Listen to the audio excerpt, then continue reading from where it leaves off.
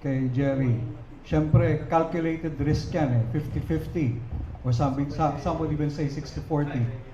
Ano palagay mo ang chances ng ating bata against in this OPBF championship? Mahirap magsalita or mag-predict. But knowing me, sigurista ako. Hindi ko payagan yung bata natin na alanganin tayo. So that means, tinanggap natin yung offer. I'm very confident na manalo tayo. Not only by manalo na panalo lang, kundi impressive na pagkapanalo. Okay. Kenneth, so sabi mo nga, nakita mo na yung laban, yung style, ayaw mo, hindi ka magpapatali sa ropes. So, more or less, ang strategy mo is to use the ring itself. Using your footwork, using your evasive ability, kumbaga side to side, etc. etc. Palagay mo, doon mo makukuha yung weaknesses niya, no? Ni Kitahara.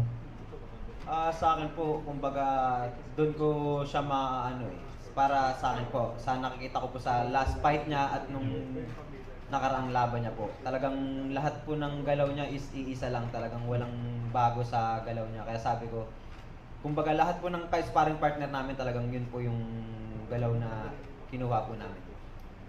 To Mr. Elmer, so you bought the television rights or the broadcast rights for this particular fight to be sold in the Philippines? It is part of the it's part of the agreement with the Japan promoter. The title holder has the right to stream it. Sino bang promotional arm itong fight na to? Jerry, what's the name? Ano pangalan mo? It's promotion. Kaya yung promoter mismo ng Kamayan? laban natin. Okay. Last question. Sino trainer mo, Liubel? Loverboy. Ang trainer ko po si Coach Dindo Campo po. Okay. Thank you. Okay. Mr. Ocampo, since you're nandito po pala kayo.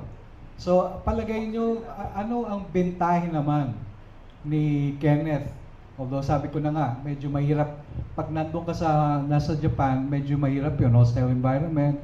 Kalaban mo, hindi lang yung kalaban mo, pati yung crowd. So ano palagay mo ang magiging advantages o edge ni Kenneth, besides of course his age? There's a 6-year difference between him and the Japanese fighter. Sa akin po, hindi po ako manibago sa Japan kasi napagtrabaho din po ako ng 1 year doon. Alam ko po yung kiliti ng mga Hapon kung saan banda sila anuhin. Oo. So, makikiliti siya, weakness. Yun lang po masabi ko. Makikita niyo lang po sa laban, sir. Yung program namin. Sabi nila, makakatapos ng short. Palagay mo, tingin mo, matatapos ng pinag-aaralan. Tayo po ba yung para makilala? Tingin ko po hindi matapos ang 12 rounds.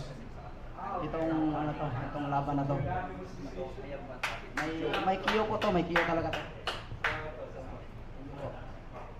Thank you very much. May tanong pa. By the way, OPBF yung title.